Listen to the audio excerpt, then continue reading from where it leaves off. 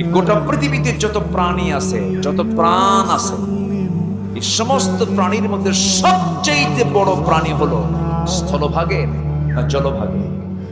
জলভাগের। এবং প্রাণীও বেশি স্থলভাগে না জলভাগে? পানিও বেশি। কিবার পানির পরিমাণও কি স্থলভাগের চাইতে কম না বেশি? বেশি। প্রাণীও বেশি জলভাগে। জলভাগের ভিতরে একটা প্রাণী আছে সবচাইতে বড় ওজনের, সেটা হচ্ছে নীল তিমি।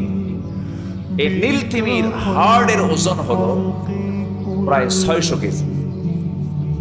কেউ তো সুবহানাল্লাহ বলবেন। হাড়ের ওজন কত কেজি? 600 কেজি।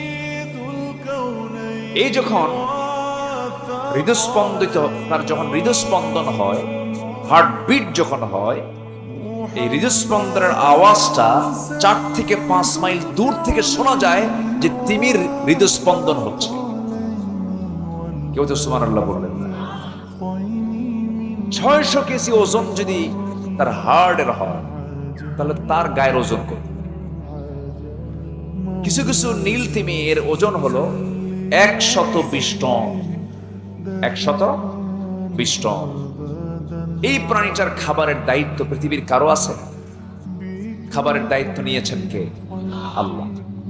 ওর খাবার তো উপরে নাই সমুদ্রের, ওর খাবার হলো সমুদ্রের নিচের দিকে। যাবে কেমনে?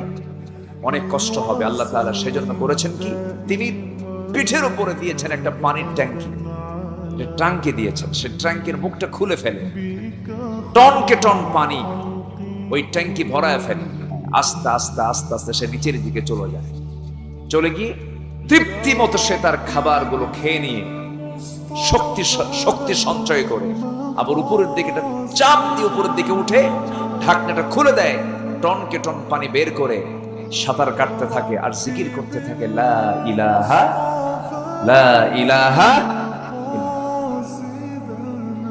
তাহলে কি আল্লাহ শুধু আমাকে চালান না, সবাইকে চালান?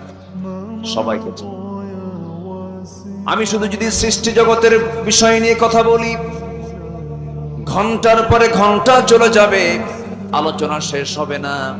এক কথায় বলছে, আমরা ঈমান আনবো সেই মহান রবের উপরে, যে মহান রব দুর্বল না মজবুত? দুর্বল না মজবুত?